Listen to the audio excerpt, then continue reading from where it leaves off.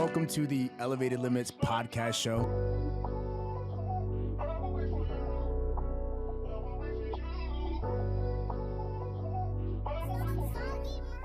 Yo, what's up, guys? Welcome back to another episode. Today we have a special guest in the building.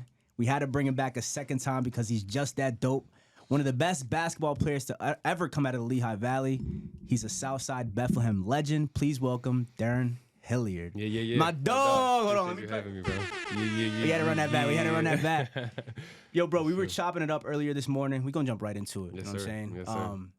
You told me you were going to go meet with the mayor, have lunch with him. Ooh, I was fire. I didn't tell you about that. Yeah, so, talk about what that conversation was like. Like, how did that look?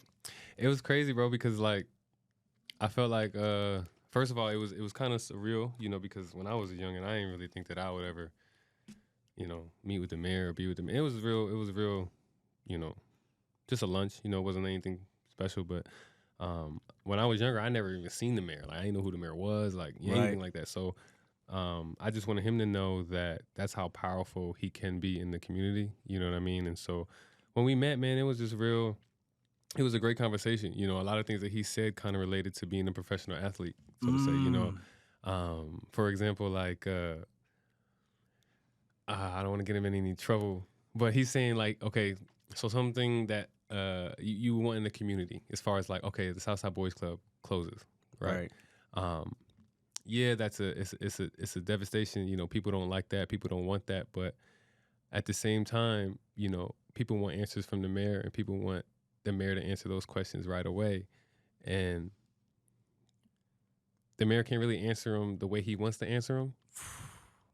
You know what I mean? He can't answer them the way he wants to. And also, he's doing all that he can in order for things to happen. You know what I mean? There's a lot of things that he does behind the scenes that people don't even realize. You know what I mean? So, for instance, the Boys Club wasn't, you know, so to say, a cash cow, but and nobody was really volunteering to work there while it was open. You know what I mean? And so people were kind of discouraged that it's not there, but at the same time, you got to think about the economy, and it's like it wasn't really doing anything. So it's like, what else can you do? You know, that's just an example. But it was a great conversation. You know, he kind of gave me the ins and outs of being in politics, so to say, and it wasn't really as scary as I thought it would be. You know what I mean? It wasn't really like, you know, I got to go to school for 4 years and do this, and that. It was more so kind of being in the right position, surrounding yourself with the right people, so to say, and it was really good, man. I'm very, very interested in doing something like that. I was gonna get into that. So is that after that conversation? Could we see Darrun Hilliard running for mayor one day? That sounds crazy. That's a crazy statement right there, bro. You're from the South Side. I'll vote for you, bro. I can see that happening, bro. But it's like I would want to do my due diligence. You know what I'm saying? I would want to do the process. I don't want to really use that Darrun Hilliard face and jump right into being. I don't want to skip any steps. You get what I'm saying? Like, I want to do everything I need to do in order to, you know, make sure that I earn that. That makes sense. And it sounds like you want to be in a position where you know how to do everything, so you actually can serve the people, right? Not just get somewhere because of your likeness and then go in there and kind of fold. Right, exactly. Right? You want to know what you're doing and then really provide the people with what they want. Tall. Right, for sure. Something. And it's more so just, and I don't even know if I want to be the mayor, fool. It's just like, I just want to, I'm just so Bethlehem, you know what I mean? So it's like, that's the best that you can do, bro. You know what I mean? That's, if you're the mayor of Bethlehem, that's just I feel like that's the highest thing you can do for Bethlehem. That's a fact, bro. And I didn't even have this written down, but I'm gonna talk about this. Like, you are Bethlehem, bro, and you love your city so much. Because what happens a lot of times is people go pro, people start to play overseas, and then they end up moving somewhere else, somewhere warm the whole year. They go to Cali, they go to Florida. When you think of 610, when you think of the South Side of Bethlehem, what comes to mind? Man, the South Side for sure. First thing that comes to mind, bro. That's crazy. I think about McDonald's. I ain't gonna hold you. That's legendary. You know, if you South Side, you know about the McDonald's. So it's like Music Fest for sure. But you know, it really, really brings me like. It's just like going down to the Saints Field or going to the Northside Boys Club now and doing the things that you used to do that kind of brings back the nostalgia, so to say. You know what I'm saying? I think that's what I really like. Just, I don't want to get away from that. I don't want to get away from memories Like, I don't want to get away from, you know, telling my son, yeah, this is where I had my first fist fight. Or, you know what I'm saying? I get it. I like that type of stuff, bro. And I never thought that, you know, obviously I can move to another city and things like that, but I like the memories that I have in Bethlehem. You know what I'm saying? Sense, bro. More so than anything else that I couldn't even put my finger on, because, you know, I just think it's the best city in the world. If you ask me, though. No, I'm with you. Know what I'm saying? I'm with you. You know what I'm saying? Because it's just what I experienced, you know. And if I would have lived in Tulsa, Oklahoma, I would probably say the same thing. You know? Right. So that's just what it is. Speaking of Bethlehem, you know, speaking of the Lehigh Valley and having memories here, you met your wife here. Yeah. Right? Yeah. And y'all just had y'all. She Allentown though. So she Allentown, but okay. Mm-hmm. It's not the same. They not on our level. Mm-hmm. I'm gonna talk while I can talk. No one from Allentown in here right now. Mm-hmm. But you from New York too. Yo, you funny. Ain't gonna go there now. Go ahead. Yo, so you met here. You guys just had your 1 year anniversary, right? Kind of talk about what that married life has been like and how that journey has been for you. Oh, that's a good one. Yeah, so we met sophomore year of college. So what was that? That was 2016.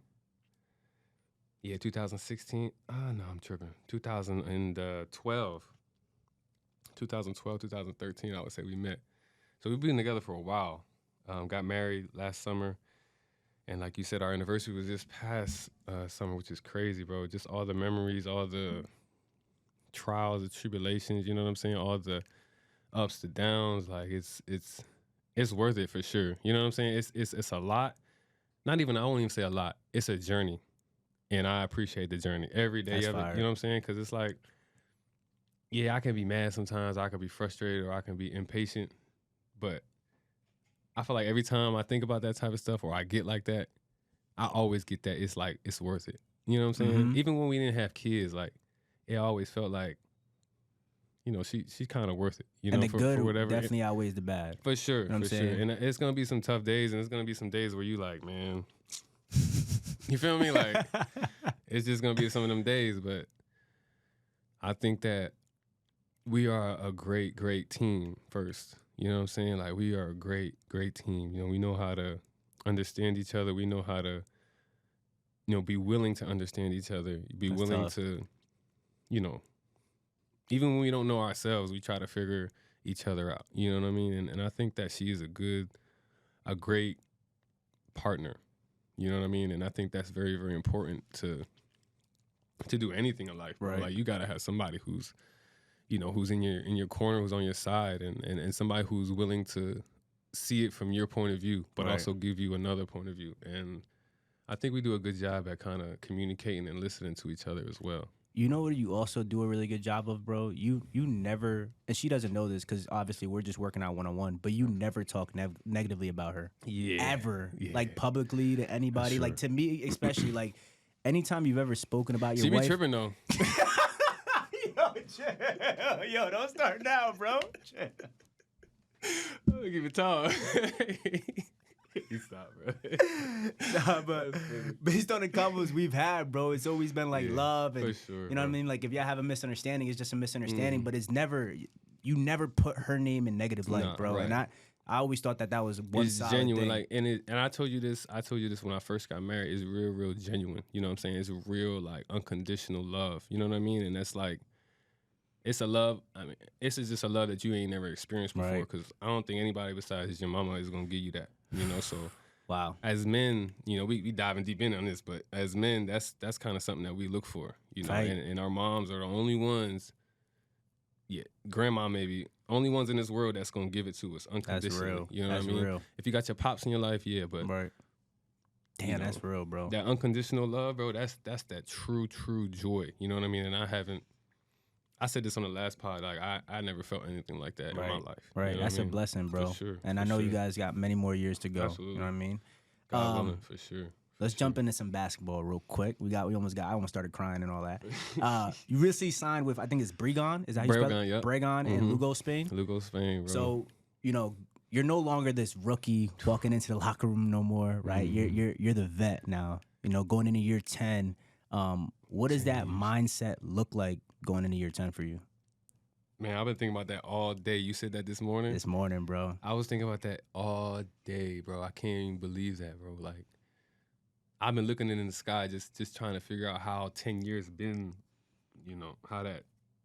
Obviously, I'm thankful, I'm blessed, you know, but it's nuts to even think about that. Because when I was a rookie, I told you when I was a rookie, man, I remember we were on a flight. I was playing for the Pistons. We were on a flight. We were like on a back-to-back or something like that, bro. A long flight from like Utah or LA or something like that. I don't know. But Marcus Morris was my vet. Marcus Morris from Kansas, he was my vet. And when I say vet, I mean like when you're in the NBA, a veteran kind of takes care of you. You know what I mean? Not takes care of you, but like looks out for you, give you per diem, you know, take you out on the road. You know what I mean? Just kind of take you under his wing, kind of teach you about the NBA type of thing. So he was my vet, and he was a great vet, Philly dude too.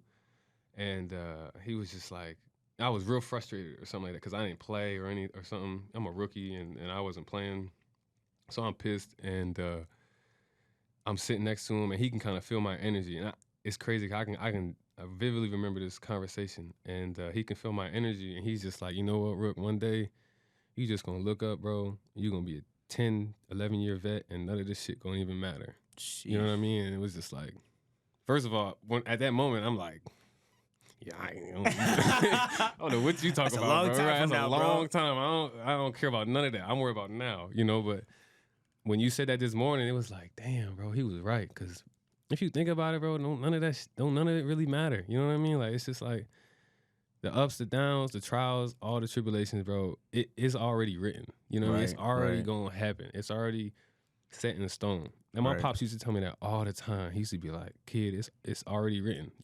Don't even fight it. Just flow with it and keep going. Mm-hmm. But as a youngin', I didn't know what he was talking about, you know, so then I kind of got off the question. No, but being a 10-year vet, it's crazy. It's crazy going into that locker room now. You know, you got guys, you know, with different mentalities, but it's cool because you know their mentality. You know what I mean? You've been through that mentality. You know how the youngin' think. You know how, you know, not a foreigner, but I'm going to Spain, so a Spaniard thinks. You know what I'm saying? So you kind of know different personalities before you get into a situation. So I think that I'm more educated, more polished. You know what I'm saying? I'm more open-minded, I would say, which is crazy because I was real closed-minded when I was young. And so I think all those experiences is kind of tie into all that, bro. So who's like Darrun Hilliard walking into the room as a rookie, and then who's Darrun Hilliard walking into the room 10 years in? Ooh, that's a good one. You know what I mean? Oh, that's a great one. I would say walking in as a rookie, I am trying to destroy you, dog. With all due respect, like I am trying to knock your head off, bro. You know what I'm saying? I'm really just trying to take your soul, and I want you to tell your moms about it. I don't want to be your friend. I'm not here to make connections. I ain't trying to talk. I don't want to be none of that. I don't want to coordinate. I don't want to do lunch, dinner, none of that, bro. I'm trying to kill you. I don't care who you are. I'm trying to murder you. And so you need that. You need that type of energy. Right. But at the same time, that makes you closed-minded as well. You know what I'm saying? You're not willing to understand who that man is, understand where he come from, understand what makes him go or what makes him shut down. You get what I'm saying? And as a veteran, I think you got to understand that. You got to understand somebody's personality more so than what you got going on. You know what I mean? Because that's almost your duty. Like, you gotta share your experiences, and you got to teach what's taught, so to say. You get what I'm saying? That's I think that's what your duty is as a veteran. You know, as a rookie or as a young guy, yeah, you want to come in, you want to kill, you want to get your money. Make a name for yourself. Do what you got to do, you know what I mean? But now I feel like, you know, I did what I had to do, made my name. Obviously, I still can go, but at the same time, it's my duty to teach what's taught. That's fire. For sure, bro. So growing up, bro, like what drove you to get to where you were at was probably financial, a lot of it, right? Like one day I want to be able to provide and have this amount of money. 10 years of being a professional, what drives you now? What keeps you going? I'm gonna keep it tall with you, bro. Though. Like, I wasn't even thinking about the bread, bro. Not even when you were young? I wasn't ever thinking about being a millionaire. I was never thinking about being like, yeah, obviously I wanted to buy my mama a crib, but I wasn't ever like, and I wanted some sneakers. You feel me? But I wasn't really like on some, yeah, I'm trying to get millions of dollars. That's I was never, hard. that was really, I swear that was never the goal. I was trying to do it because people didn't think it could be done. I'm gonna be real 100% with you. I never thought about the bread. I never, even to this day, I don't look at the bread like that, bro. I don't. I promise you, I don't. Even when I get paychecks, when I get my money on the 15th or whenever, I don't look at that shit. I don't even. Wow. I really don't. And you can call it financially illiterate, so to say.